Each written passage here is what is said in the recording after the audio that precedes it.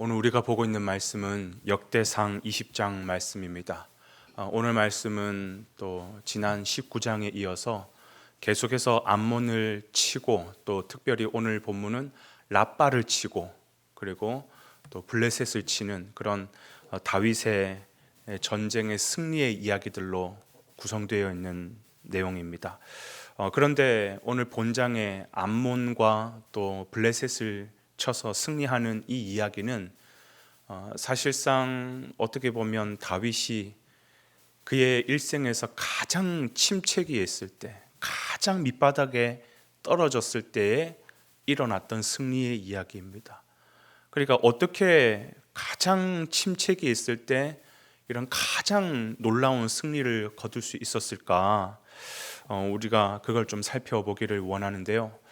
사실 오늘 본문 이야기는 사무엘 하 이야기로 본다면 조금 구성이 다르다라는 것을 아셔야 됩니다. 오늘 이 두 가지의 승리 이야기는 본문에서는 한 장으로 처리하고 있는데 사실 오늘 이 본문의 이야기를 자세히 풀어내는 사무엘 하에서는 굉장히 이렇게 떨어져 있습니다. 시간적으로 큰 간격이 있다라는 것이 왜 이렇게 다른가? 제가 역대상 처음부터 다룰 때도 좀 말씀을 드렸지만 역대상은 이 남유다의 역사를 중심으로 해서 역사를 재구성한 책이다라고 말씀을 드렸어요. 시간 순서대로 객관적으로 나열하기보다는 아무래도 남유다 중심으로 정통성이 있는 남유다 중심으로 역사를 다시 이렇게 재구성하다 보니까 다윗 왕의 치정에 있어서 좀 안 좋은 이야기보다는 좋은 이야기, 승전 이야기, 그런 이야기들로 이렇게 다시 재구성한 이야기거든요. 암몬의 이야기는요, 오늘 우리 본문에도 나와 있지 않습니까? 소제목에 보면 다윗이 랍바를 함락시키다 해놓고 갈로 열고 사무엘 하 12장으로 표현되어 있습니다. 12장에 나오는 이야기고요. 그리고 블레셋을 격파하는 이야기는 4절의 소제목으로 블레셋 사람들과 싸우다 해놓고 사무엘하 21장으로 되어 있습니다. 그러니까 이 이야기는 사무엘하 12장과 21장 사실은 굉장히 시간적으로 간격이 있는 승리의 이야기입니다. 그런데 이 간격의 사이사이에 어떤 일이 있었는가 보면 바로 12장 앞부분에 사무엘하 11장에서는요 그 유명한 다윗의 밧세바 사건이 나옵니다. 그러니까 암몬을 쳐서 승리한 이야기는 밧세바 사건, 가장 추락하고 죄악으로 물들여져 있을 때 가장 침체기에 있을 때 그때 바로 이어서 암몬의 승리를 보고 있는 것이고요.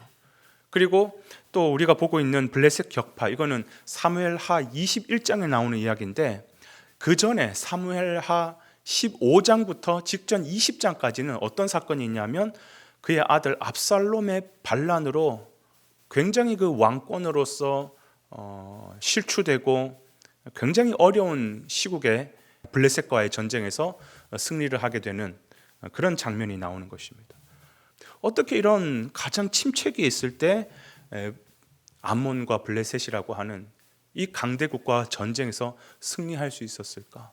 사실 이건 불가능하거든요. 오늘 이 원리를 잘 안다면 사실 우리의 인생도 인생의 침체기를 겪을 때가 많잖아요. 내가 인생에 가장 꼬꾸라져 있을 때, 침체기를 겪고 있을 때, 영적 침체를 겪고 있을 때 어떻게 이걸 회복할 수 있을까? 이걸 우리가 기억해야 된다는 것이죠. 오늘 이 이야기에서, 전쟁의 승리의 이야기에서 하나님께서 깨닫게 해주는 것은 두 가지입니다. 첫 번째는 뭐냐면 죄는 하나님의 진노를 일으키는 아주 무서운 암적 요소이다라는 것을 아셔야 됩니다. 사무엘하 12장 10절에는 이렇게 기록하고 있습니다. 이제 너가 나를 업신여기고 햇사람 우리의 아내를 빼앗아 너의 아내로 삼았은즉 칼이 너희 집에서 영원토록 떠나지 아니하리라 하셨고, 그러니까 그가 쭉 잘 나오다가 너무너무 하나님 보시기에 아름다운 그런 통치를 하고 있었다가 결국은 그 우리아의 아내 밧세바를 범하면서 모든 그의 영광이 그냥 바닥에 쏟아버리게 되죠. 완전한 침체를 겪게 되는 것입니다. 그러면서 그 집안에는 계속해서 칼부림이 일어날 거다.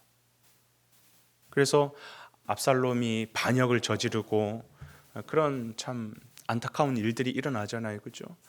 다윗도 참 너무너무 귀하고 위대한 다윗이라고 우리는 얘기하지만 우리하고 똑같은 성정을 가지고 있는 사람입니다. 다윗도 실수할 수가 있고요. 실패할 때가 있는 것입니다. 그러나 분명한 것은 그것이 아무리 실수고 또 연약함이고 실패라 할지라도 죄는 죄다라는 것이, 그 죄에 대해서는 하나님은 심각하게 심판하신다라는 거예요. 그래서 우리는 아무리 연약하다 할지라도 이 죄를 가까이 해서는 안 됩니다.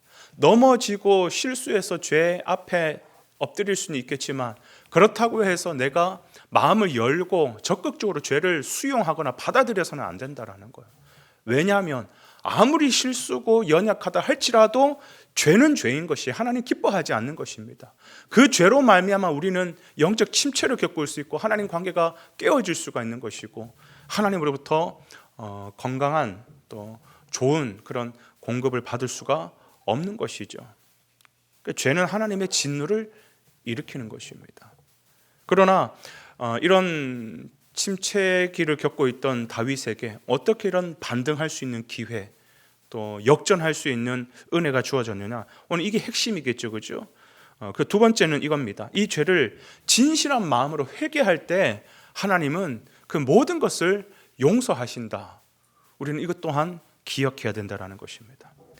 여러분, 제가 말씀드렸던 것처럼 다윗도 사람이기 때문에 다윗도 이렇게 연약해서 넘어지는데 하물며 우리겠습니까? 그죠? 우리도 인생을 살다 보면 넘어지고 실수하고 실패할 때가 많이 있잖아요. 그죠? 이게 죄성을 가지고 있는 인간의 참 안타깝지만 연약함이라는 것입니다. 그러니까 하나님은 그걸 알고 계시는 것이에요. 하나님은 우리에게 원하시는 것이 뭐냐면 태어나면서부터 죽을 때까지 하나님 부르시는 그날까지 단 한 번도 죄를 짓지 않는 것, 하나님은 이거 우리에게 요구하시지 않습니다. 왜냐하면 그게 불가능하다는 것을 아시기 때문이에요. 그러니까 하나님은 아예 처음부터 너 죄 짓는 순간부터 너와 나는 끝이야 그렇게 말씀하지 않으십니다. 하나님이 그래서 우리에게 요구하시는 것은 뭐냐면 넘어져서 또 죄 앞에 엎드려질 수 있지만 그러나 회개하고 돌이키를 원하는 것이 하나님의 마음이라는 것이에요. 돌이키고 회복하면 그 옛날의 영광 내가 회복시켜 주겠다라는 것입니다. 그 옛날의 그 명예와 복을 내가 회복시켜 주겠다라는 겁니다. 하나님의 마음이 그런 마음이라는 것이에요. 그래서 우리에게 십자가, 예수 그리스도의 십자가까지 지게 하시면서 우리에게 모든 회개할 수 있는 길을 다 마련해 주셨잖아요. 그 십자가 의지하여 회개하여 돌이키라는 것입니다. 사랑하는 여러분, 그렇다고 해서 내가 죄를 적극적으로 수용하라는 말 결코 아닙니다. 연약하니까 죄 지을 수 있지라는 말은 맞는 말이지만 그렇다고 해서 내가 죄 가운데 사는 것이 당연한 것이고 합당하다라고 얘기하는 것은 아닙니다. 우리는 죄를 미워하고 죄를 멀리하되, 그러나 우리가 혹여나 연약하여 넘어졌으면 곧장 두려워하지 마시고 회복할 수 있는 방법은 그리스도 예수의 십자가를 붙잡는 것밖에 없습니다. 그러면 하나님이 언제 그랬냐듯 우리의 죄를 묻지도 아니하시고 따지지도 아니하시고 그 과거에 지난 죄를 잊어버리시고 우리에게 다시 그 옛날의 영광과 명예와 복과 그 모든 것을 다시 회복시켜 주신다고 말씀하시는 것입니다. 그러니 우리에게는 살 길이 있는 것이에요. 그리스도 예수가 없는 자들에게는 살 길이 없지만, 영원한 심판 저주밖에 없지만 우리에게는 살 길이 있는 것입니다. 오늘 하루도 이 다윗처럼 침체 가운데서도 반등하여 승리하는 놀라운 축복의 하루가 되시기를 주님의 이름으로 축원을 드립니다.